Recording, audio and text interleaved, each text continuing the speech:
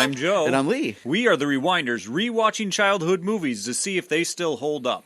This time we watched Harry and the Hendersons. They're silent H's. Uh-huh. Uh-huh. Are there like lightning bolts on these Sasquatch? Hello, Harry. Maybe. We never got to see underneath his big, dumb head. It is suggested, though, that he has a large lightning bolt. Where? What? Anyway. Penis jokes. Just got it. Wah, wah, wah. How do you know he's a male? Oh, I know, says the daughter in this movie. That was the first thing she looked at. Yeah. Harry Dong. Oh. That's his porno name. Oh, okay. He went on to bigger and better things. Not like Tasty Feet or Toe Jam. Well, that's what he started off early in the 70s. That's what... With foot fetish videos. Mm-hmm, mm-hmm. Oh, gee. Oh. He's stanky. Supposedly, yeah. I watched this movie way too much as a kid. Well. It was in rotation because of my dad. My dad loved this movie, and now watching it, it doesn't make any sense why he loved this movie. Besides it being broad humor, which that's probably the reason why. Sure. But the overall message of this movie, I don't understand why he liked it. Doesn't match up with him? Is that what you're saying? My dad is a hunter, and this movie is anti-hunting and anti-meat. So, well, maybe he found some of the bits funny, like, oh, liberals. No, I think it's more like, haha, when they told him to sit, he broke a chair. No, that's yeah, funny. Well, so, yes, I watch this way too much. Way too much. I don't remember how many times I saw this Uh-huh. growing up. All that I can really pull from my memory was like, yeah, I remember some of these scenes mainly as they were happening because I didn't store them away in long-term memory. Neither did I. But the big thing for me was always that the costume and the puppetry of the costume was always something that stood out to me. Like, really that good. was well done Yes. and then, used. Yeah, that's Rick Baker design, and it's really well done. Everything looks great in that, and I think the guy in the suit was tall guy, and I think he was Jason or Michael Myers, one of the killers, one of the big killers in those movies. Okay. I combine both of them together, Halloween and or Jason. I get it. Or Friday the 13th, whatever. I hate this movie. I hated having to relive this movie because you're right. I watched it plenty of times, but then done. When that got out of rotation, then I don't remember anything about it. And then until we started watching it again, it's, oh yeah, this dumb movie. But I think it was okay as a kid because it was something that was on. Yeah. I can guess. see, and that's like something else that I noted is that I don't remember having a negative reaction to it. But Yeah. I also don't remember having a large positive reaction to it either. Wow, we're on the same wavelength for that. Yeah, and so the movie just starts off, we're in the woods, and right away just hits you that you're annoyed because you have this whole family out there, and it's supposed to like, oh, look, they're being hunted by something. We hear growling noises, but no, they hunted and killed a rabbit, and then you start yelling, like, dinner served!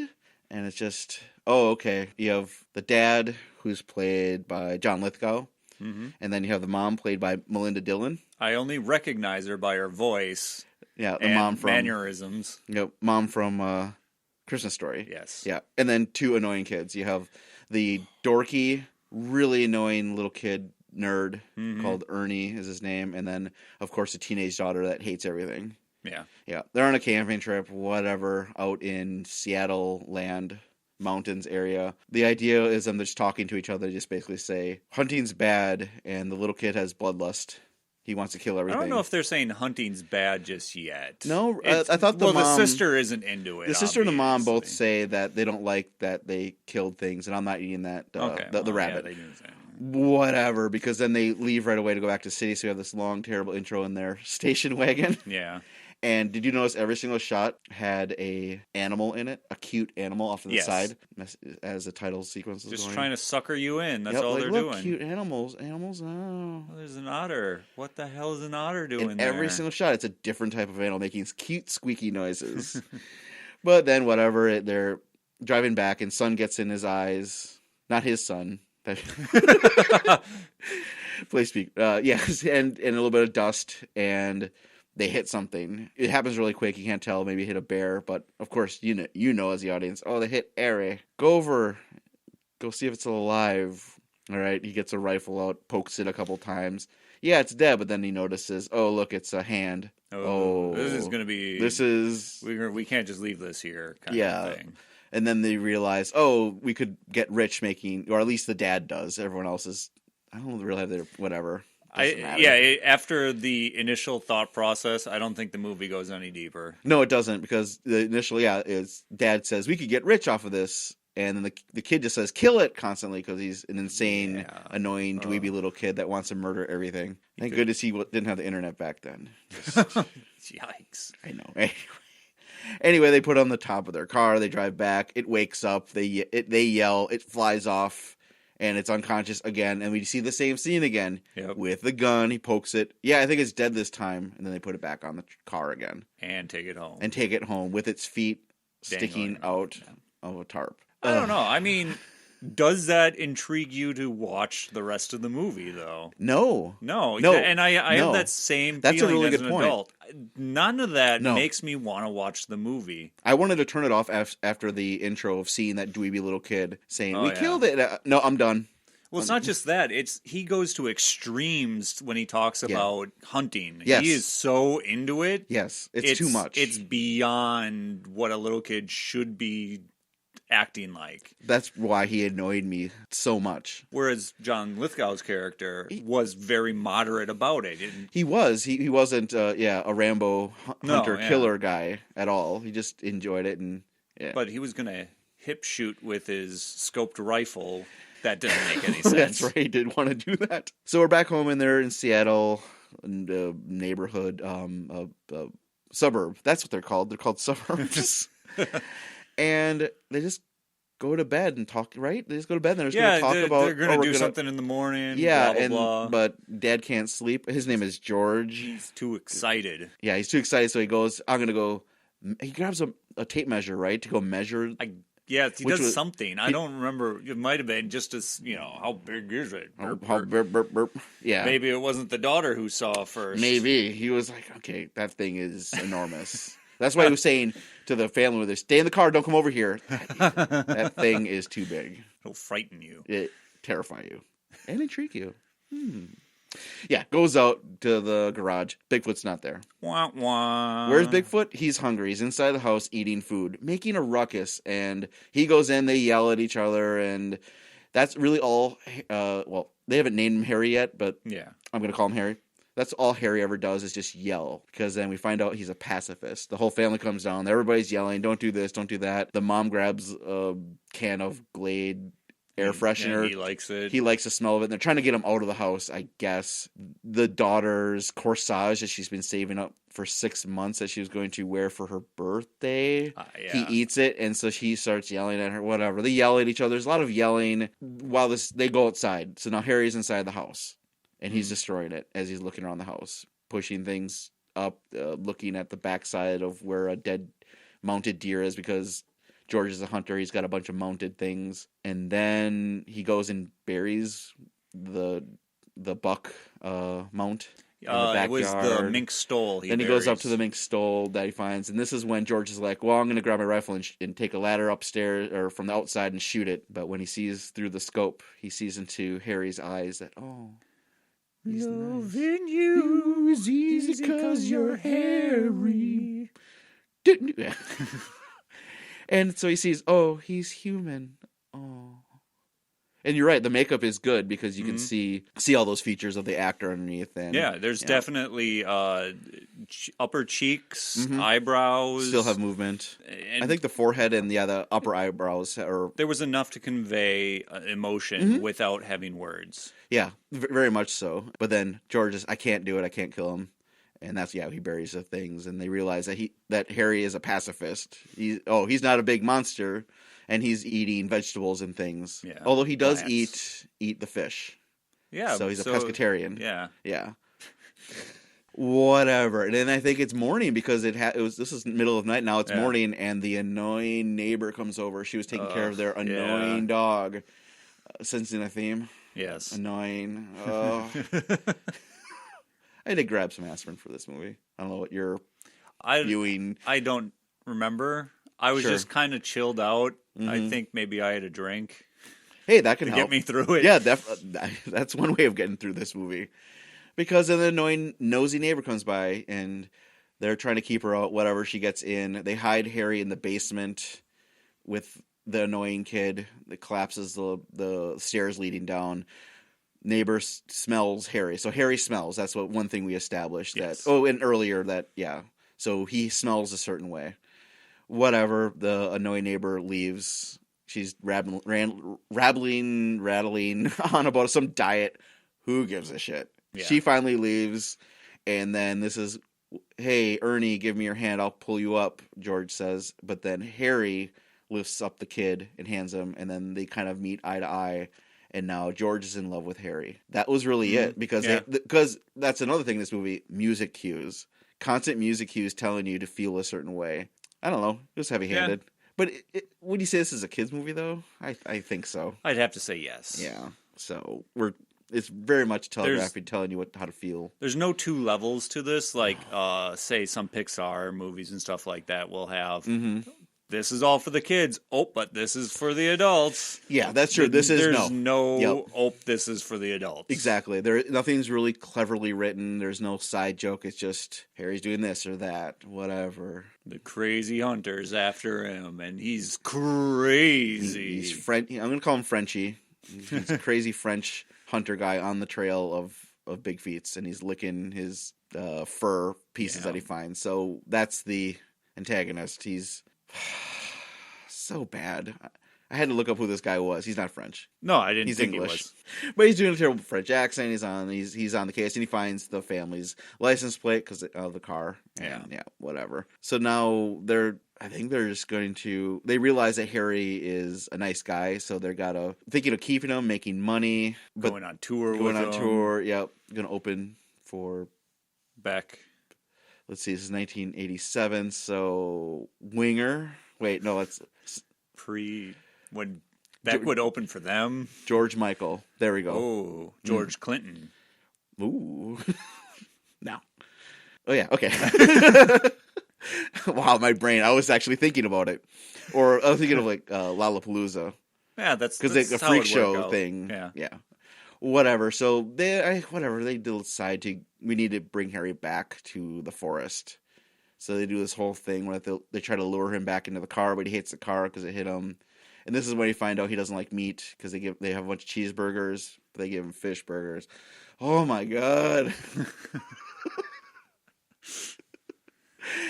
And Harry doesn't. They talk about it, and Harry doesn't want. And he runs off basically. Yeah, he doesn't want to go in the car. So now he's loose. So now we have to find out where's Harry. Who cares? Mm-hmm. But now the family is completely in love with him, so that's why they feel that they have to go find him. Even if they say they're not, they are. They are. Yeah. So whatever. It's the next morning. And there's a news reports of people seeing. Yeah, this really annoying news morning show cast. Oh, the annoying guy. I can't remember his name. Oh, I got his name. Yeah. Jerry Seville. Yeah, I was curious if he was a real person. He was not. Yeah. He kind of gave off the host to the Running Man vibe. Yes, that's really true. Yeah, just an annoying used car salesman type guy. Do you believe the news? There's Bigfoot sightings around here. People are going crazy. I'm making fun of them. Yeah, I'm making fun of them. Idiots. Mm-hmm. So that makes George want to try to find where Harry is, and blah, blah, blah, blah, blah, blah, blah. Well, basically, it's just an array of sightings, one overnight, another, and then he chases it, sighting, chase it, chase it, until... Really, that's about it. What we find out is that George works at a hunting camping store for his dad. Frenchie is on the trail. He goes to the DMV to get their license plate. Actually, this was the only bit of humor I thought was okay, was he goes to the DMV, waiting in line. He's making up this big story that, I ran into my friend and I didn't get his name from years ago, but I got his license plate number. And he's just trying to tell this long story. Then the DMV lady's just... Yeah, I don't care. Just pay me $10, and here's where the address where they live. Whatever. French guy is on the trail, and he stops in to get more ammo. Big ammo. Big ammo. He gets a specific type of ammunition for a high-powered rifle for big game hunting. Yeah. Whatever. Which later he runs around downtown with, which looks utterly ridiculous. Yes. Yeah. So the big scene is Harry's scaring people, but he's a pacifist and coward. Yeah. While he's stuck in a neighborhood, as he tries crossing a freeway, but he can't because there's too many cars, and you can see the mountains on the other side. So that's why he can't just escape back to the woods. He's trapped because of the city.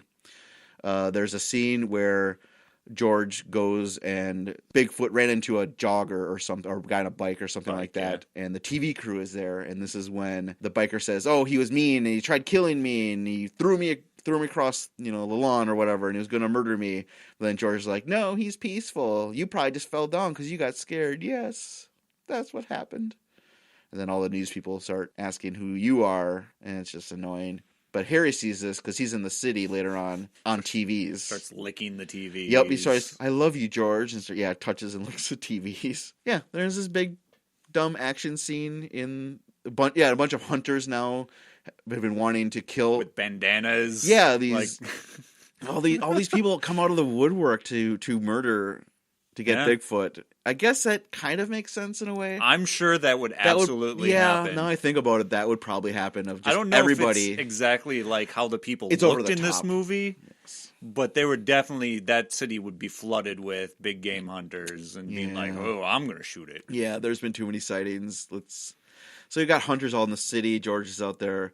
He finds Harry in a dumpster and that's the thing. Harry's always eating.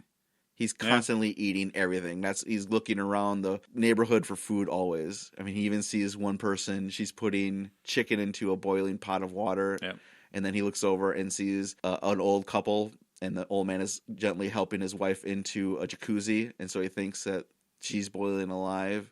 See, I was okay with that. You're okay with that? I was okay with that one. Because that's just silly. Yeah, I suppose so. Jacques has a fisticuff fight. Or is that his name? Jacques Frenchie? Well, the other guy calls him Jocko. Laflorge or something. Yeah, there you go. Yeah, whatever. Frenchie and Harry have a fight in the dumpster that's above being held by a truck. Yeah. And Harry grabs his pistol and is going to get shot in the face, but doesn't because then George drives it, and I really don't care.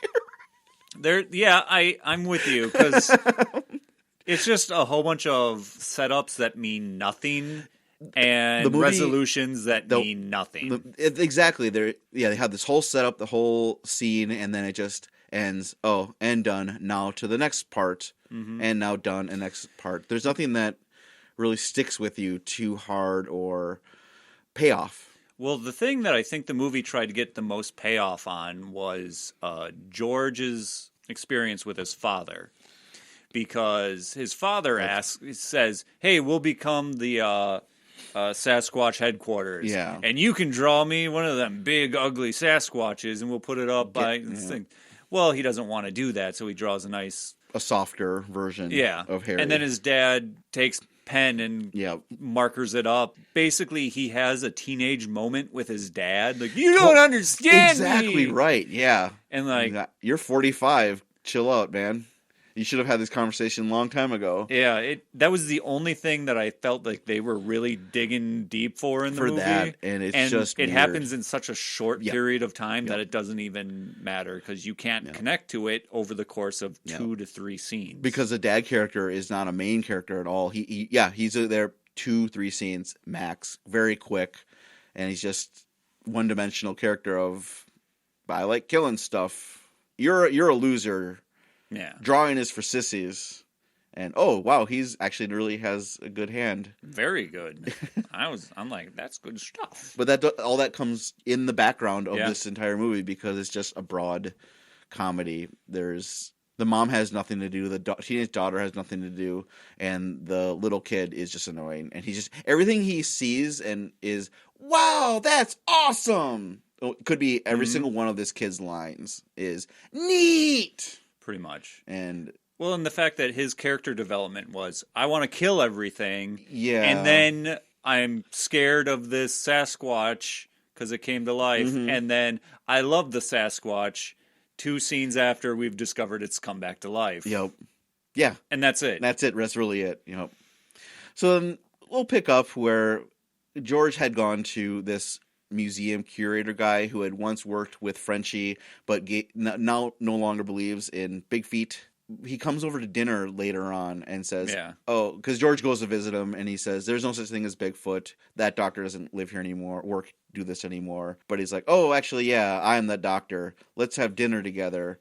Well, he sees George on TV and he comes with the excuse of, I don't want what happened to me to happen to you. Oh, yeah, don't go crazy thinking that this is real. And while he's talking about this during dinner, Harry sneaks up behind him and he's and everyone's just like, wow, here something it comes. goofy's going to happen. Oh, and nothing really goofy happens. He just kind of sees him. And the actor does a really good job playing this older doctor guy of, I'm in love with you, Harry, because I've been looking for you my entire life. And a sense of awe and relief.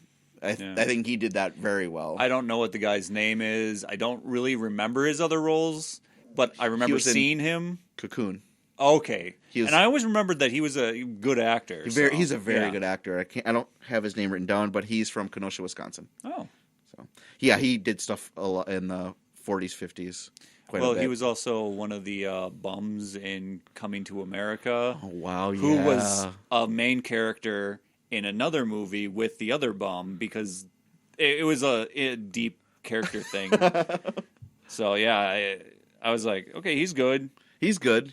And John Lithgow is good I love John Lithgow. And he's acting in this movie. He's not slumming it, or he's not asleep. I think he's doing a pretty good job with it for what it is. Okay, for what this movie is. I mean, it's no cliffhanger when he's after Sly Stallone. Not. So now they have an ally. They all sleep together, which is adorable. Wow. Well, you saw. They all saw. But they're in agreement. Okay, we're going to get Harry back to the woods. Yep. Blah, blah, blah. Jacques shows up. Yep. And they have to rush Harry out in the morning. They have a car chase, and they get out to the woods. And now here, this typical dumb scene of, leave, Harry. Frenchie is coming. You need to leave now. And Harry's just standing there. Duh, duh, duh. And Harry understands them. It's been shown through the entire movie. Yeah. Yeah. Oh, because there's this one scene where earlier on, George is like, see, we can keep him and train him and we'll make millions of dollars because I taught him how to sit. Mm-hmm. Here, Harry, sit for this treat. And then he jumps up all happy in the air and falls down on everything again and again and again. Yeah. So, whatever.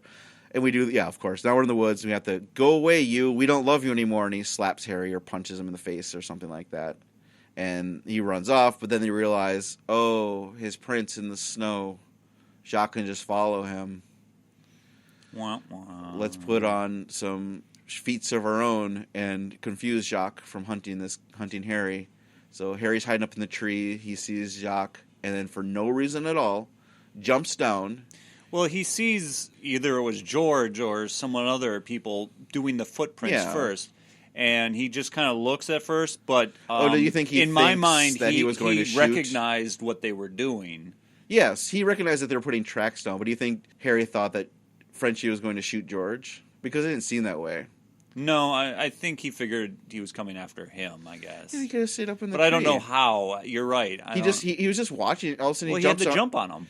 But he jumps very far away from him. The best defense is a good offense. Okay, Harry's offense is he jumps down, is a good 30 feet away, and then roars, and does nothing, and stands there, and then he runs back and forth. Because Jacques shoots and misses. That's about as aggressive as the guy gets. Oh, that's it. And then he's about to shoot dog or whatever. A dog bites him, and then flies through the air. Harry catches it, and then they have like arm wrestling, and Jacques knees Harry in the nuts. And it just comes off as not funny at all. No.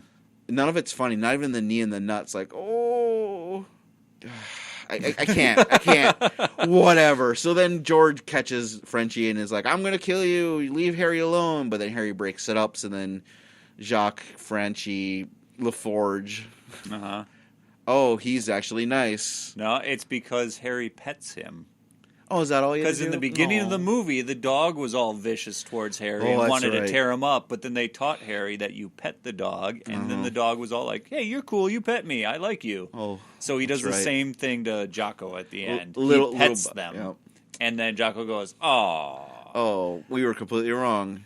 Bye, Harry. See you later. And then you see 2 or 3 other big feet that were hiding in plain sight, and Which- a little baby one. Were they actually there the whole time? Did well, you rewind it to check? yes. Because I was always like, did they just Yes. edit that in? And- They were standing like they were Yeah. tree behind by trees, and they would just with their backs, so then they would turn. And I am yeah. suspecting there was a little bit of extra involved. I did not rewind this movie when I watched it. Neither did I. This was a one and done for me. Sometimes the other ones I'll watch it twice, maybe 3 times. When we did Aliens, I watched it 4 times because it Wow. was amazing. Well, this one, no, definitely one and done, and that's the end of the movie. Harry leaves. It's a shot of the family Jocko is now going to be like a They're good gonna- guy for the rest of his life. until they say, "Whoa, we can go and hunt the Loch Ness monster," as he says to the doctor. Waka waka waka, and then cuts to the shot of the family all there, and it fades to black. And right before it fades to black, you see the daughter standing there, and she's probably supposed to be feeling sad, but she has a face of "I am utterly bored." And as it faded, I said out loud, "I agree with you. I agree with you. I was bored through this movie, but I'm treated to an awesome ending." I did not expect that ending I did credits not- stuff. And this I did not remember at all. I didn't remember it either. All of a sudden I was like, holy crap. What is this? So it's a Joe Cocker terrible song about love. You gotta love your big feet. But that's not the good part. It's the animation. Yeah, it's replicating. Uh-huh. Yep. The Take On Me Take on video. Me from Aha, and it's done really well. Yeah. Of all the rewatching scenes, and then comes into the animation style of that famous music video, and I had to look it up. Is this the same? No, it's not. It wasn't the They same. just totally ripped it Same off. animator. They just ripped it off, but the guy did a good job copying Yeah. it. And that was the best part of the movie. Hey, good job. That animation looks amazing. Nice. Those scenes, Those scenes, oh, look, I get to see the knee and the nuts again. Oh, Harry's making a silly face. Meh. So that's my negative review of this movie. Now, how many times did they try to dig this movie back up and repurpose it? They made a TV show out of this, and it ran. Okay, it was just a TV show. It was just a TV show. I think it ran 3 seasons. Wow. Nobody came back for this except I think the guy who played Harry came back. Maybe I don't know, whatever. And I do remember this TV show, and I want to say I tried watching it but had no interest. But All that I remembered was that the suit was the same. yes, So they yes. still had the top quality suit. But in a crappy But in TV a show. yeah, it was definitely a repurposed, quick make a buck kind of way. Yep. So the big message of this movie was hunting is bad because there's cute animals. I don't know. I really didn't dig too deep in this movie now that I think about it. To be honest, I don't think it is that what you're saying is probably exactly the deep inner meaning of don't hunt. Yeah. Which is ridiculous in my mind to say that no one should ever hunt ever. Nah, whatever. Yeah, It doesn't well, matter. they didn't pound home the vegetarian aspect, but they kind of hinted towards it They that the did whole hint it. family took it on Yeah. because they wanted to live with Harry, so they all had to become vegetarians. Yeah. Which I don't eat a ton of meat myself, but I recognize the fact that that's a personal choice. Yeah. I don't know.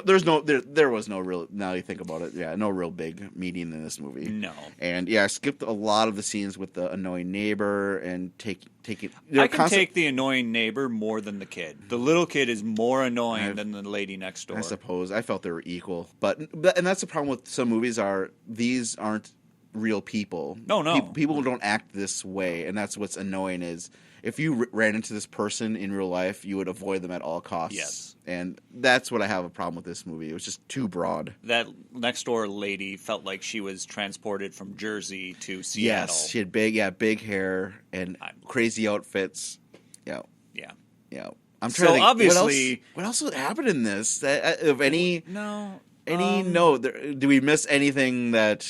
Because I look at my notes, I think we went through it pretty well. I mean, there's probably a thing here or there. No. There's nothing. We just get to the end, and I'm just happy with a fade to black. Oh, well, the big thing that I think I made note of here, it's not even a big thing. Sure. But where did Harry get the idea of burying things? That's a social thing that humans took up. There's no animal on the planet other than humans that bury their dead. Yep, you're right. And that was a big thing. Yeah, later on, when Harry's a friend and they get him back after the dumpster incident, George had put all his trophies into the closet, and then they open it, and all the stuff falls out, and they're sad. So then they bury all the other things. Yeah, you're right. That's very much a human thing. Yeah, that would not be found in the wild. Well, we don't know. Maybe they have a certain Bigfoot religion, Sasquatch religion that. Well, at the end, he also says something too. Harry speaks at the very end. Yeah. And I don't even remember what he says. No, I don't either. Nope. No idea what he says. And the siren was stupid. There was a siren? When they were escaping, they couldn't get through traffic, so Harry puts his head out the window and imitates the police siren. Yes, he knows how to imitate a police siren. Yeah, and he's purring a lot, too, to show that he's gentle. And I looked up, I thought it was Frank Welker. He's a famous voice actor doing the voice for Harry. It's another voice actor guy, and he's famous for doing mouth noises, sort of like Michael Winslow from Police Academy. Sure. But this guy does it for a living. And so he was the voice of Harry, and that's probably he probably said, "Hey, I can do a police siren noise. Okay, we'll put it in the movie, I guess. Whatever. Who gives a shit?" So I'm going to assume don't watch that this movie doesn't hold up for you. No, I'm sure I liked it as a kid or accepted it as, okay, whatever, this is happening. Oh, wait, no, it's all flashing back to me. I mean, not flashing back, but I forgot. As a kid, I loved all paranormal stuff. Oh, okay. And so this was, wow, this is all flooding back to me now of just loving paranormal stuff, watching this, but being annoyed that it was nice. He was a nice Bigfoot, and there was not much mystery to it. I was like, oh. But you like it when the main people don't get hurt. You can hurt all these people. Start with a kid. You can't, though. He'll reflect any damage with his glasses. Oh, huge, annoying glasses. Shield. And then he'd probably be thrown across the woods into a tree, and he'd say, "Wow, that was awesome!" Fuck you, Ernie. I didn't even look up what this kid did. I assumed nothing, and I hope he did nothing. Wow. Okay, this kid grew up to be Bill Clinton. What? Where are you pulling that from? Nowhere. Remy told me. My dog. He can speak? Awesome. So that's a definite no for me. Stay away from this movie. It does not hold up. I'll agree. It doesn't hold up. No. Don't even watch it for the outfit of the Sasquatch. You can look it up online. You just type it in, and you see how goofy Harry looks, and that's good enough. Yeah, that's about it. Jeez. Well, that was Harry and the Hendersons. If you want to get a hold of us, email at therewinderspodcast@gmail.com. Like us on Facebook. Follow us on Twitter @RewindersPod. You can find this podcast on iTunes, SoundCloud, and Stitcher. Please rate and review. What I learned from this here movie was that the station wagon they're driving around in, a 1970 Ford LTD Country Squire, is built Ford tough.